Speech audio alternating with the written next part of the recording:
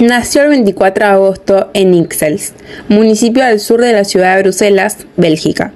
Julio José Cortázar y María Herminia Descot, sus padres argentinos, los cuales vivían allí debido a que su papá fue destinado a la embajada argentina en Bélgica. Su familia se refugiaba en Suiza durante la Primera Guerra Mundial hasta el 1918 y después también vivió en Barcelona un año y medio. En el año 1918, a sus 4 años de edad, volvió a Buenos Aires, ciudad natal de sus padres, viviendo junto a su única hermana, Ofelia, un año menor que él. Julio era un chico enfermizo, entonces pasaba mucho tiempo en cama, por lo cual la lectura se convirtió en su mejor amiga. También tenía el ejemplo de su mamá, que amaba leer. Leía tanto que hasta un doctor le recomendó a su mamá que lo saque a tomar sol un rato. Después de realizar los estudios primarios en la escuela número 10 de Banfield, se forma como maestro normal en 1932 y en profesor en letras en 1935. En la Escuela Normal de Profesores Mariano Acosta. Algunos libros de Julio Cortázar son Rayuela, La casa tomada, La noche boca arriba, Historias de cronopios y de famas, Bestiarios, El perseguidor, Carta a una señorita en París y Una flor amarilla. Los temas principales que nuestro grupo eligió fueron la inseguridad, la nostalgia, la psicosis y el aislamiento. En el cuento La casa tomada puede predominar como tema principal la psicosis. ¿Por qué? Una persona normal, cuando entren a su casa, se atacaría y abandonaría la casa, mientras que llaman a la policía para recuperar su casa. Pero él e Irene permitían que tomen de a poco la casa y seguían una vida normal, como si no hubiera algo o alguien acechando la casa todo el tiempo. Desde el primer suceso de la toma, ellos adoptaron a tener una parte de la casa, sabiendo que había del otro lado cosas importantes como libros de literatura francesa, etc., y no querían recuperar, por miedo a enfrentar lo desconocido. Él podría tener síntomas de psicosis. ¿Por qué?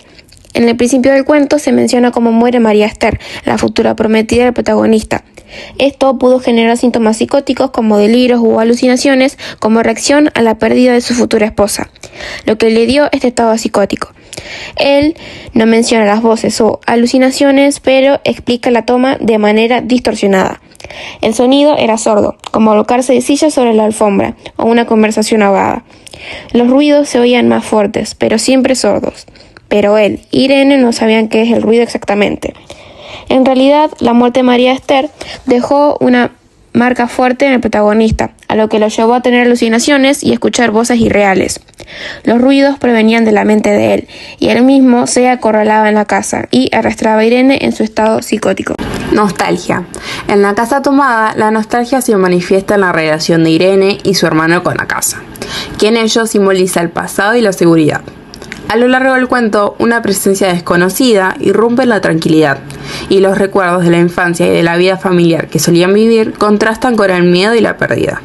Los hermanos se aferran a esos recuerdos, pero la transformación de la casa y su eventual abandono refuerzan la sensación que lo perdido es irrecuperable, sin siquiera intentar su recuperación, y que es esa presencia la que destaca la nostalgia como una confrontación con el cambio y la desaparición.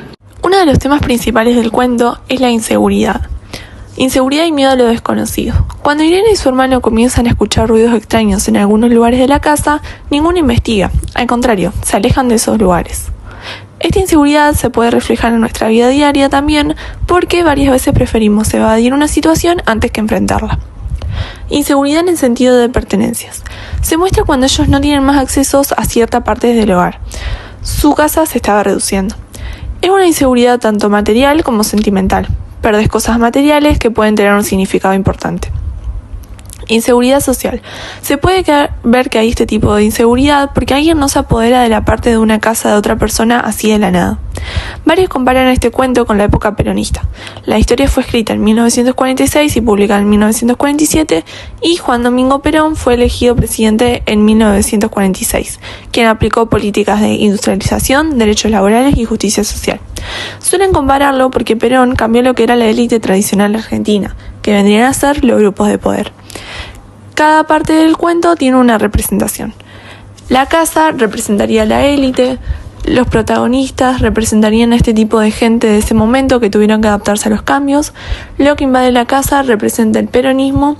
Los protagonistas no hicieron nada representa a la actitud de algunos sectores de la élite.